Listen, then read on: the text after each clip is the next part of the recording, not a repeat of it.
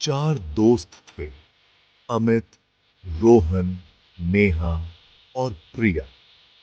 एक दिन उन्होंने एक पुराने किले, रणथंभौर किले के बारे में सुना।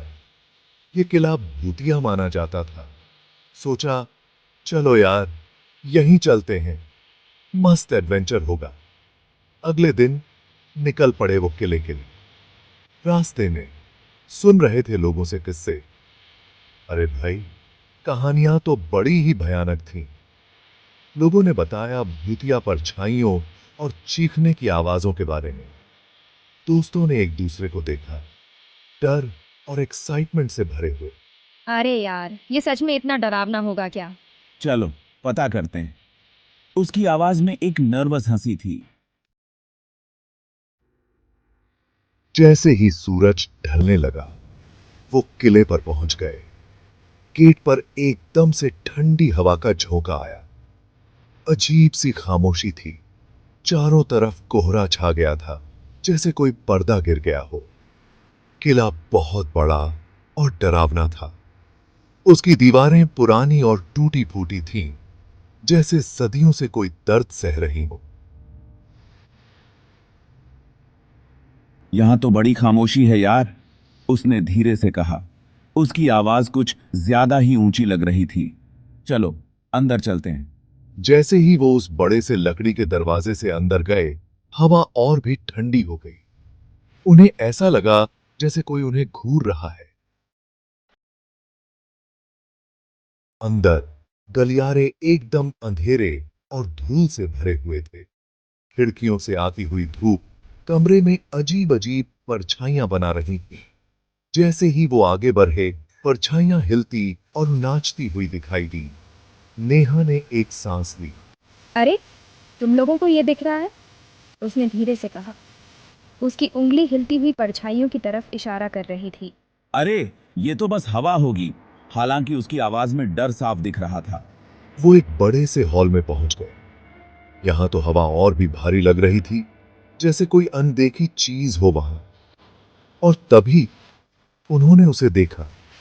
दीवार पर एक परछाई, एक बच्चे जैसी। वो कुछ देर के लिए वहां दिखाई दी और फिर गायब सी समही वो साजिद की। प्रिया ने अपनी सांस रोक ली। वो हमेशा से कहती थी, भूत प्रेत कुछ नहीं होता, पर ये कुछ अलग ही था। उसने अपना कैमरा उठाया और एक फोटो खींच ली। फ्लैश ने पूरे कमरे को रोशन कर दिया, और जब उसने फोटो देखी तो उसके तो होश ही उड़ गए। फोटो में साफ साफ 2 आकृतियां थीं, जुड़वां बच्चे हाथ पकड़े हुए। उनके चेहरे पर एक भयानक मुस्कान थी। देखो! उसने फोटो सबको दिखाई। अमित और रोहन तो देखते ही रह गए। नेहा ने तो अपनी आंखें ही बंद कर ली। मुझे यहाँ से जाना है यार।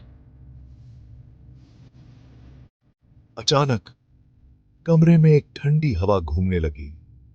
मोमबत्तियां बुझ गईं और सब अंधेरे में डूब गए। उन्हें चीखें सुनाई दे रही थीं, फुसफुसाहट और हंसी गूंज रही थी, पर वहां कोई नहीं था। डर के मारे वो भागे, दीवारों से टकराते हुए बस बाहर निकलने का रास्ता ढूंढ रहे थे। पता नहीं कैसे वो खुद को वापस उस हॉल में पाए, और वहां धुंधली चांदनी में जुड़वां बच्चे खड़े थे। वो एकदम पारदर्शी थे। उनके शरीर धुएं के बने हुए लग रहे थे, पर उनकी आंखें बिल्कुल ठंडी और जीवंत। हमें छोड़ दो। जुड़वां बच्चे मुस्कुराए और फिर वो हवा में गायब हो गए। दोस्त किसी तरह उस किले से बाहर निकल भागे, डर से कांपते हुए। उस रात जो कुछ भी हुआ था, उसे समझाने का उनके पास कोई तरीका नहीं था। रणथंभौर किले का रहस्य अनसुलझा ही रहा। कुछ लोग कहते हैं कि वो जुड़वां बच्चे आज भी उस किले में भटकते हैं। जो भी उनके इलाके में घुसने की हिम्मत करता है, उसे डराते हैं। पर सच्चाई क्या है? शायद ये उन रहस्यों में से एक है जो हमेशा अनसुलझे ही रहेंगे, हमें उस रात की भूतिया परछाइयों की याद दिलाते हुए।